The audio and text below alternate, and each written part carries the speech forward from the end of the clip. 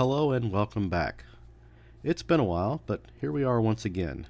And although this is not a restoration or custom video, it is a cool display for Hot Wheels or Matchbox in the shape of a Volkswagen bus. I'm not sure why this came to mind, I just thought it would be a cool little project. I had some leftover poplar from a project that I did last year that I really couldn't use for anything else, and I thought this would be perfect. This was also the perfect opportunity for me to use the X-Carve. I've had this for about a year, but I haven't had a lot of time to dedicate to projects. I used easel for this project. I took a photo, imported it into easel, which outlined the VW bus. Then all I had to do was add the slots. As you can see, it started much smaller than it ends up. Originally it was going to be a small bus with 3 slots, but you'll see in the end it's much larger. Here is the 4/4 rough sawn offcuts that I'm going to use for this project. Now since these were cupped, I needed to run them through the planer with a sled to flatten one side. One side is good and flat, I can remove it from the sled and simply run it through the planer.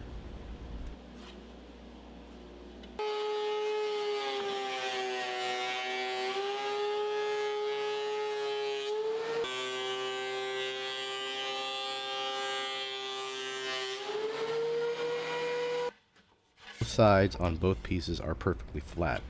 I wanted to mention that you do not need a CNC to do this project. You could do it with a jigsaw and a handheld router. You could even use a handsaw or a bandsaw. The CNC just makes it a little bit easier and cleaner. It's certainly not faster. The CNC is pretty slow.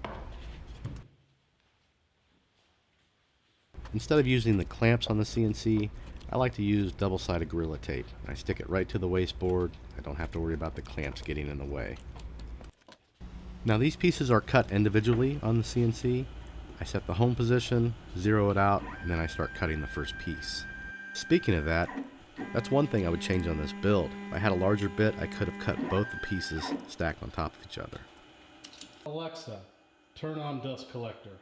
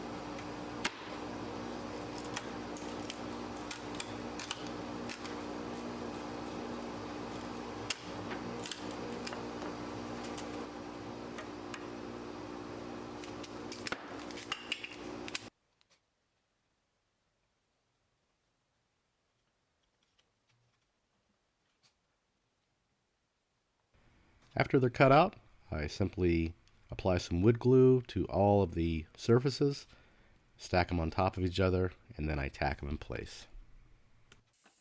If I had the larger bit that I now own, I could have skipped this entire step. I would not have dealt with the glue and the cleanup, tacking it together. The one bit could have cut everything. Also, it would have taken me half the time, only cutting one piece.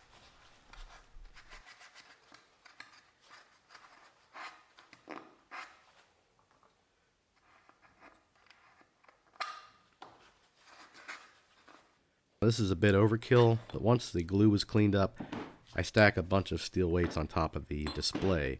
The reason why is the middle, I couldn't attach any pen nails in there, and it had a little bit of a bow. After that, I take the display to my router table, and using a flush trim bit, I trim up all the edges. This is another process that could have been eliminated had I had the larger bit. They would have lined up perfectly because it would have been one piece. Since these are two pieces, they don't line up quite so perfect. But the flush trim bit will take care of all that.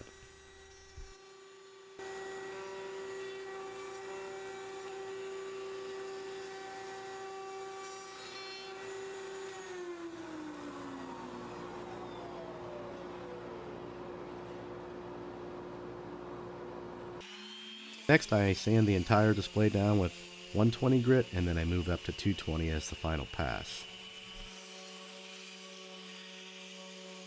And then hand sand all the edges with a 220 grit pad.